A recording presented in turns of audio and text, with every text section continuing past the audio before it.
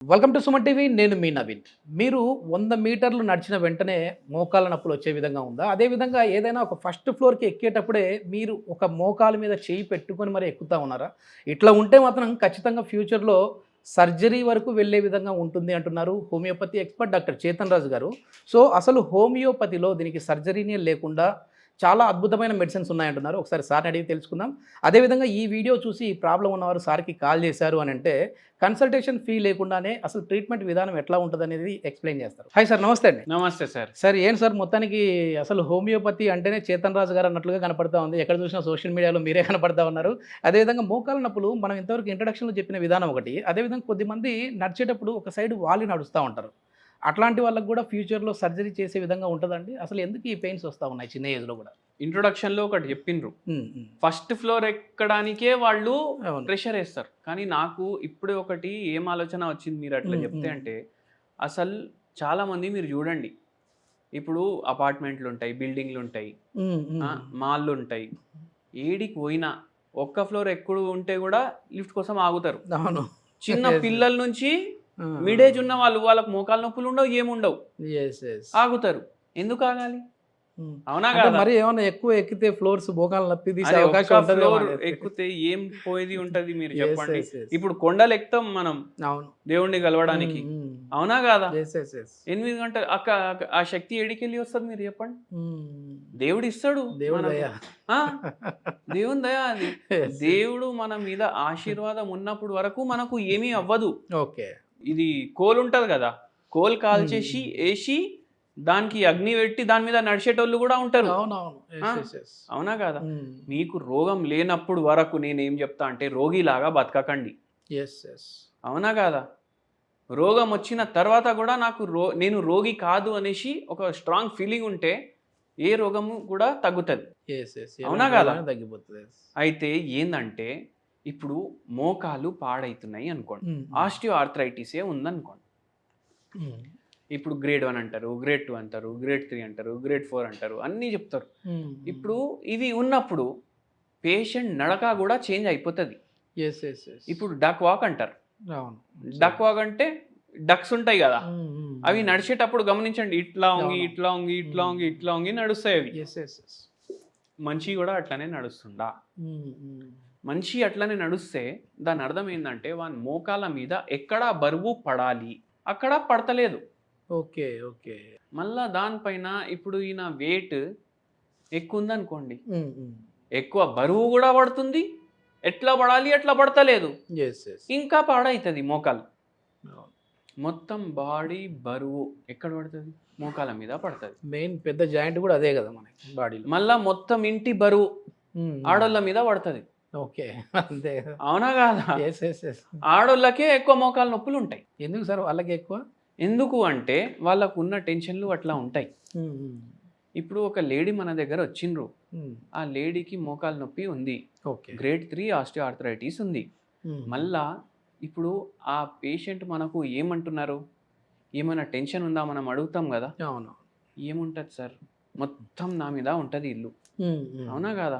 కిచెన్‌లో గంటలు గంటలు నిల్చొని పని చేయాలి. హ్మ్. హ్మ్. ఇప్పుడు ఎట్లా పని చేయాలి? ఇప్పుడు ప్లాట్‌ఫార్మ్ ఉంటది కిచెన్‌ది. యెస్. యెస్. ఇట్లా వంగి పని చేయాలనా లేదా? అవును. 3, 4 గంటలు అట్లనే పోతాయా లేదా? హ్మ్. హ్మ్. అన్ని గంటలు మళ్ళా బరువు కూడా ఎక్కువుంది.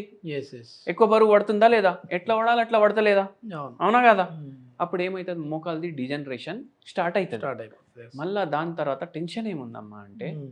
అందరికీ అన్ని టైంకి కావాలి. హ్మ్. కానీ నాకు ఎవరు ఇంట్లో హెల్ప్ చెయ్యరు.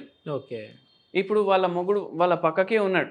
హ్మ్. అరే! ఏం సార్ ఏముంటది? మీకు ఎవరైనా మాట్లాడనీకి ఉన్నారా? అనేసి హ్మ్. మనం అడిగినాం. ఓకే. టెన్షన్ ఉందా ఏమన్నా? ఎవ్వరు లేరు మాట్లాడనీకి. పిల్లలు పోతారు, కాలేజ్‌కి పోతారు, ఉద్యోగాలకు పోతారు, వస్తారు.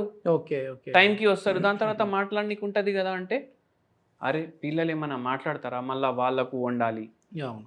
వాళ్ళ ఆయనకి వండాలి. హుహు. మార్నింగ్‌కి సెపరేట్ వండాలి. ఓకే. నైట్‌కి సెపరేట్ వండాలి. సల్లగుండొద్దు మళ్ళా ఫుడ్డు. ఒక మిషన్ వర్క్ అయిపోయింది మొత్తం. మిషన్ వర్క్ అయిపోయింది. హ్మ్. ఎగ్జాక్ట్ హ్మ్. చెప్పిర్రు మీరు. వాషింగ్ మిషన్ ఉంటది. యెస్. యెస్. రోజు వాడితే ఏమైతది? దాని పార్ట్‌లు ఖరాబ్ ఖరాబ్ అయితాయా అయిపోతది. కాదా? యెస్. యెస్. యెస్. ఇది గూడా మొత్తానికి అట్లనే. సర్వీసింగ్ చేయాల్సిందే ఇంగ మోకాళ్ళకి గూడా. ఆ! అయితే అట్లా టెన్షన్ అయిపోతది. వాళ్ళకు ఒక ఒంటరితనం వచ్చేస్తది. హ్మ్. హ్మ్. నాకు వచ్చి "అరే అమ్మ! నువ్వు ఇంత పని జేసినావు ఇవాళ. హ్మ్. మా కోసం ఇంత జేసినావు. ఒక థాంక్స్ గూడా ఎవరు చెప్పరు" అని అదేలేండి. వాళ్ళ బాధ ఇది ఈ మేడంది కాదు, అందరిది. చాలా మందిది. ఓకే. అయితే అట్లా స్ట్రెస్ వస్తుంది ఒక్కొక్కరికి, ఎస్ ఎస్. మళ్ళా అట్లా స్ట్రెస్ వచ్చి ఇట్లా ప్రాబ్లం అవుతుంది. మళ్ళీ ఈ మేడంది అయితే అంతే, ఉద్యోగాల్ని బట్టి కూడా రోగాలు వస్తాయి ఇట్లా మోకాల్ది. టీచర్లు ఉంటారు, లెక్చరర్లు ఉంటారు, మొత్తం రోజు నిల్చొని ఉంటారు, పోలీసు వాళ్ళు ఉంటారు, నిల్చొని ఉంటారు, వాళ్ళకు వస్తాయి అట్లా. అయితే ఆక్యుపేషన్ని బట్టి కూడా వస్తాయి. చక్కగా నిద్ర లేదు, రెస్ట్ లేదు, బండి ఉంది నడిపిస్తున్నారు, ఒక 1000 కిలోమీటర్లు పోతారు, ఇంజన్ గరం అవుతుందా కాదా, ఒక అరగంట పక్కకు ఆపాలనా లేదా, ఆపుతారు కదా, మళ్ళీ ఇంజన్ చల్లబడుతుంది, మళ్ళీ పోతాం. ఇక్కడ ఏంది ఒక్కరోజు కూడా హాలిడే లేదు, మనకన్నా ఆదివారం హాలిడే ఉంది, అది కూడా లేదు. అది కూడా లేదు, ఉండాలి కదా. అట్లా అయి ప్రాబ్లం అవుతుంది. అయితే రెస్ట్ కూడా చాలా ఇంపార్టెంట్. ఎంత మనం ఫిజికల్ యాక్టివిటీ చేయండి అది ఇది అనేసి అంటాం కదా, అంత ఇంపార్టెన్స్ రెస్ట్కి కూడా ఇవ్వాలి. అట్లా అనేసి మొత్తం రెస్ట్ 8 రోజులు పెట్టుకోవద్దు. ఫిజికల్ యాక్టివిటీ ఉండాలి, మెంటల్ పీస్ ఉండాలి, రెస్ట్ కూడా ఉండాలి. అప్పుడు నిద్ర చక్కగా అవుతుంది, మోకాలు నొప్పులు మన హోమియోపతి మందులు ఇస్తే మంచిగా అవుతాయి, అన్ని దారిలో పడతాయి. ఈ పేషెంట్కి కూడా మనం చెప్పినాం, వాళ్ళకు ఏమన్నారు అంటే, మీకు ఇప్పుడు నడిచిపోతుంది, ఎట్లయినా 5-6 ఏళ్ల తర్వాత మీకు ఫ్రీ ఉన్నప్పుడు వీలున్నప్పుడు వచ్చి సర్జరీ చేయించుకోండి, ఇప్పుడే చేసేస్తామన్నారు. Okay okay. ఎట్లయినా పాడైంది, మీకు ఎన్ని రోజులు నడిపిస్తారో నడిపియండి పని అనేసి అన్నారు. అయితే బండి దోలుకుంటా మన గురించి ఎవరో చెప్పిండ్రు, వచ్చిండ్రు, ట్రీట్మెంట్ తీసుకున్నారు. సరే, ఇప్పుడు నా చిన్న డౌట్ ఏంటంటే, ఇప్పుడు డక్ వాక్ లాగా ఇట్లా వంగి ఒక సైడ్ నడుస్తా ఉన్నారు, అట్లా అంటే దాని లోపల ఉన్న కార్టిలేజ్ అంటే వాడుక భాషలో గుజ్జు అంటారు కదా, ఆ గుజ్జు అరిగిపోయింది కాబట్టి బ్యాలెన్స్ తప్పుతుంది అంటారు. అవును. మరి ఆ కార్టిలేజ్ ని కూడా మళ్ళీ డెవలప్ చేసే విధంగా ఉంటాయండి హోమియోపతిలో? యావరేజ్ గా మనిషి ఎన్ని ఏళ్ళు బతుకుతాడు ఇండియాలో చెప్పండి మీరు? ఒకప్పుడు 100 అనేవాళ్ళు, ఇప్పుడు 70కి వచ్చింది.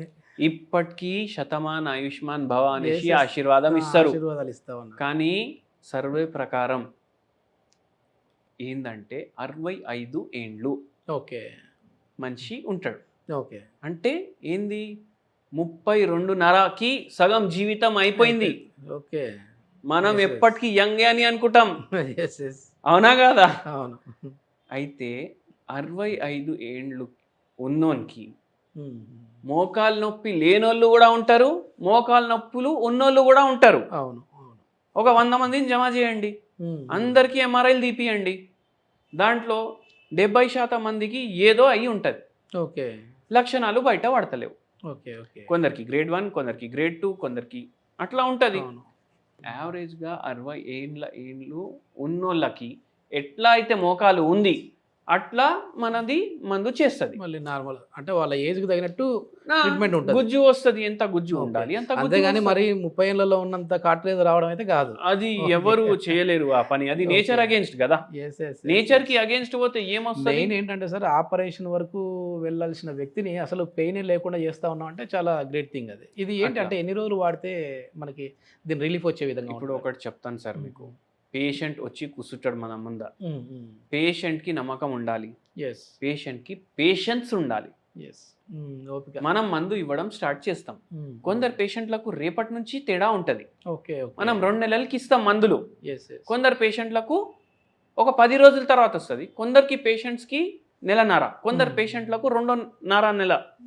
అట్లా పేషెంట్ టు పేషెంట్ ఎట్లా రెస్పాండ్ అయ్యాలి, బాడీ తత్వాన్ని బట్టి కూడా ఉంటుంది. బాడీ తత్వానికి బట్టి వాడు మనం చెప్పింది అన్ని ఫాలో చేస్తున్నాడా లేదా.